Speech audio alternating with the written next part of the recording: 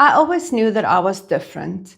I spent a lot of time making sure that I did well at school, I achieved well, I became a chartered accountant, I built my career.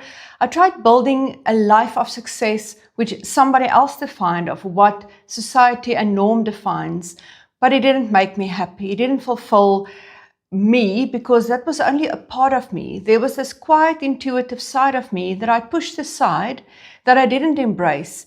And when I decided to reconnect with myself and embrace that part of me, it really became a whole me, not something that society dictates what success is and what people should look like, but I took the time to embrace all parts of me. And I'm really proud of what I've built in terms of my corporate career, in terms of success that I have, but I really love incorporating this part of me, the intuitive side, the softer side of me that makes me a whole human being and having a full experience. So a lot of times I feel that we need to embrace what makes us different, not look at what society says, but really bring out all of you. So I like to bring this space to tune in to who you fully are, embrace who you fully are.